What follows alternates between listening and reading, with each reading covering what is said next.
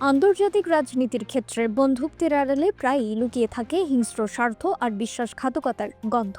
আর সেই গন্ধ এখন স্পষ্টভাবে ভেসে আসছে বাংলাদেশ ভারত সীমান্ত থেকে। শিলিগুড়ি করিডোরকে রক্ষা করার নামে ভারত যে বিশাল সামরিক তৎপরতা শুরু করেছে, তার আসল লক্ষ্য বোধ হয় আর কেউ বুঝতে বাকি রাখল না। সেই লক্ষ্য হলো বাংলাদেশের বাণিজ্যিক রাজধানী, দেশের অর্থনীতির হৃদয় চট্টগ্রামকে কুঠারাঘাতে নিথর করে দেওয়ার প্রস্তুতি। গত 19শে ডিসেম্বর শুক্রবার সকালে মিজোরামের দুর্গম পাহাড়ি এলাকায় একটি ঘটনা ঘটেছে, যা পুরো অঞ্চলের ভূরাজনৈতিক সমীকরণ পাল্টে দেওয়ার আগ্রাসন করছে। ভারতের ইস্টার্ন কমান্ডের শীর্ষ কর্তারা তাদের পুরো দলবল নিয়ে হাজির হন আইজলের কাছে খোয়াম্পই নামক স্থানে। কিন্তু এটি কোনো সাধারণ পরিদর্শন ছিল না। সেনাবাহিনীর শীর্ষ পর্যায়ের এত বড় একটি প্রতিনিধি দলের হঠাৎ এই সফরের পেছনে অবশ্যই একটি গভীর ছক লুকিয়ে আছে। প্রতিনিধি দলের ছিলেন ইস্টার্ন কমান্ডের GOC lieutenant general R C Tiwari, third কোরের GOC lieutenant general Abhijit S Penthakar এবং 17 মাউন্টেন স্ট্রাইক কোরের জিওসি লেফটেন্যান্ট জেনারেল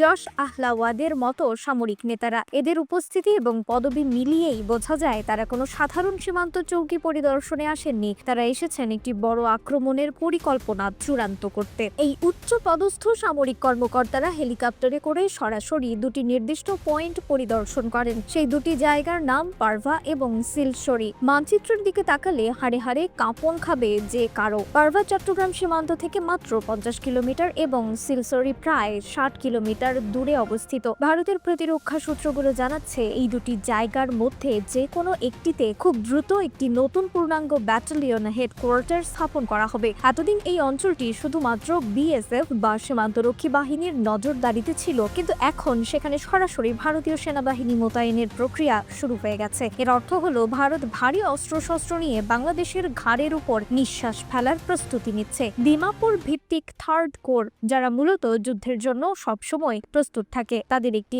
আস্ত ব্রিগেডকে এই নতুন ঘাঁটিতে নিয়ে আসার পরিকল্পনা করা হয়েছে। কিন্তু প্রশ্ন হলো, ভারতের এই হঠাৎ ঘুম ভাঙার পেছনে আসল কারণ কি?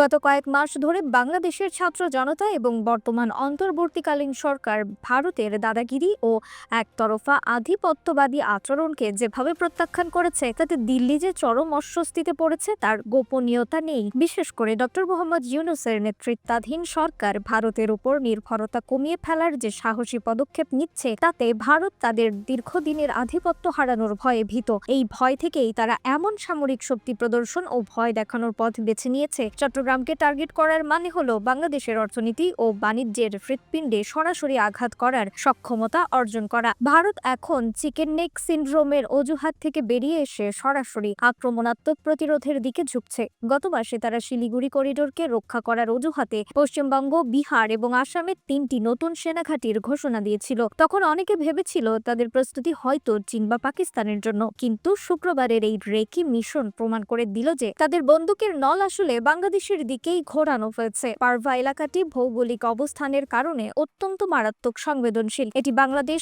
ভারত এবং মিয়ানমারের সীমান্তের একটি ত্রিভুজ বা ট্রাই জংশন পয়েন্ট। এখানে ঘাঁটি গাড়তে পারলে ভারত একই সঙ্গে চট্টগ্রাম এবং পার্বত্য চট্টগ্রামের উপর কড়া নজরদারি চালাতে পারবে এবং প্রয়োজনে আকাশপথে হামলা চালানোর সুবিধাও পাবে। খবর পাওয়া যাচ্ছে ভারতের স্বরাষ্ট্র মন্ত্রণালয় আগামী 5 বছরের জন্য এই বিশাল পরিকল্পনা হাতে নিয়েছে। মিজোরাম সীমান্তে বর্তমানে 85টি বিএসএফ আউটপোস্ট রয়েছে। এতদিন এগুলো সাধারণ চৌকি হিসেবে ব্যবহৃত হতো, কিন্তু নতুন নির্দেশনায় বলা হয়েছে এই চৌকিগুলোকে এখন কম্পোজিট অপারেশনাল হাবে রূপান্তর করা হবে। এর মানে হলো সাধারণ টিনের চালার ব্যারাক আর থাকছে না, সেখানে মাটির নিচে বাংকার তৈরি করা হবে। বোমার আঘাত সহ্য করতে পারে এমন ব্লাস্ট প্রুফ শেল্টার বা আশ্রয় কেন্দ্র বানানো হবে। এমনকি মাটির নিচে অস্ত্রাগার তৈরির কাজও শুরু হতে যাচ্ছে। ভারতের সেনাবাহিনী সীমান্তে রিং বাঁধ বা কৃত্রিম বাঁধ তৈরি করছে, যা যুদ্ধের সময় কভার হিসেবে কাজ করবে। ইতিমধ্যেই মিজোরামের লুংলাই এবং লংতলাই জেলায় এমন 40টি অবকাঠামো তৈরির কাজ শেষ হয়েছে এবং আরও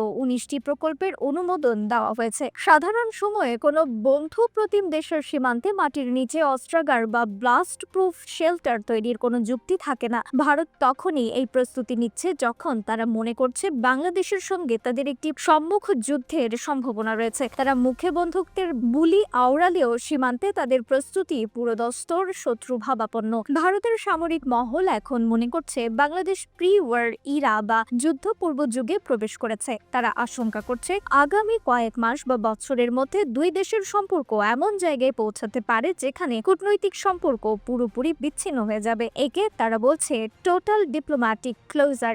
যদিও এখন হাই কমিশন বন্ধ হচ্ছে না, কিন্তু যুদ্ধের ঠিক আগে এর মুহূর্তে সাধারণত এমনটাই ঘটে। ভারত এখন থেকেই সেই পরিস্থিতির জন্য রিহার্সাল দিচ্ছে। এর সঙ্গে যুক্ত হয়েছে সীমান্তের মিলিটারি এক্সারসাইজ বা মহড়ার পরিমাণ অস্বাভাবিকভাবে বেড়ে যাওয়া। রাশিয়ার যেমন ইউক্রেন আক্রমণের আগে মাসের পর মাস সীমান্তে মহড়া চালিয়েছিল, ভারতও ঠিক একই প্যাটার্নে এগিয়ে চলেছে। তাদের নোটাম বা আকাশসীমা সতর্কীকরণ এবং ভারী সামরিক সরঞ্জাম হস্তান্তর এখন নিয়মিত ঘটনায় পরিণত হয়েছে। সবচেয়ে ভয়ানক বিষয় হলো প্রক্সি বা ছায়াযুদ্ধ। পাহাড়ে হঠাৎ করে অশান্তি বাড়ানো, নিষিদ্ধ সব সংগঠন এবং ভারতের মদতপুষ্ট কিছু উগ্রবাদী দলকে মাঠে নামানোর চেষ্টা, এসবই সেই ছায়াযুদ্ধের অংশ। ভারত আন্তর্জাতিক মিডিয়ায় এটা প্রমাণ করার চেষ্টা করছে যে বাংলাদেশে এখন উগ্রবাদীদের রাজত্ব চলছে এবং সাধারণ মানুষ ভারতের হস্তক্ষেপ চাইছে। এই ন্যারেটিভ তারা বিশ্বমঞ্চে বিক্রি করতে চায়, যাতে ভবিষ্যতে বাংলাদেশে কোনো স্পেশাল মিলিটারি অপারেশন চালালে তারা পশ্চিমা বিশ্বের সমর্থন পায়। ভারতের এই আগ্রাসী মনোভাবের আরেকটি কারণ হলো সেভেন সিস্টার্স বা উত্তর পূর্ব ভারতের নিরাপত্তা নিয়ে তাদের চিরকালীন ভয়।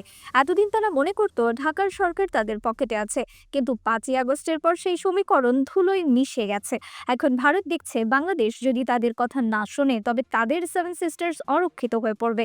সেই ভয় থেকেই তারা এখন উন্মাদ হয়ে উঠেছে। তারা দেখছে পাকিস্তান এবং চীনের সঙ্গে বাংলাদেশের প্রতিরক্ষা সম্পর্ক মজবুত হচ্ছে।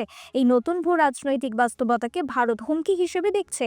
তাই বর্ডারকে তারা এমনভাবে রিং ফেন্স করছে যেন এপার থেকে বাংলাদেশের ভেতরে নজরদারি চালানো এবং প্রয়োজনে সার্জিক্যাল স্ট্রাইক চালানোর জন্য লঞ্চ প্যাড প্রস্তুত রাখা যায়। চট্টগ্রাম সীমান্তের কাছে ভারতের এই হঠাৎ তৎপরতা কোনো স্বাভাবিক ঘটনা নয়। এটি একটি সুপরিকল্পিত উস্কানি এবং বড় কোনো অ্যাকশনের পূর্ব প্রস্তুতি। তারা চাইছে বাংলাদেশকে চাপে রেখে তাদের স্বার্থ হাসিল করতে। কিন্তু ইতিহাসের শিক্ষা হলো চাপ দিয়ে কখনো বন্ধুত্ব আদায় করা যায় না, আর বাঙালিকে ভয় দেখিয়ে বশ করা যায় না। পারভা থেকে সিলসরি গোটা সীমান্তে ভারত যে বারুদের স্তূপ জমা করছে, তা তাদের নিজেদের জন্যই বোমারাং হতে পারে। ডক্টর ইউনূসের ঘুম ওড়াতে গিয়ে ভারত নিজেই এখন অনিদ্রায় ভুগছে, কারণ তারা জানে এই নতুন বাংলাদেশ তাদের চোখ রাঙানিকে আর তোয়াক্কা করে না। রিফাত আর ইসলাম, ভোরের আকাশ।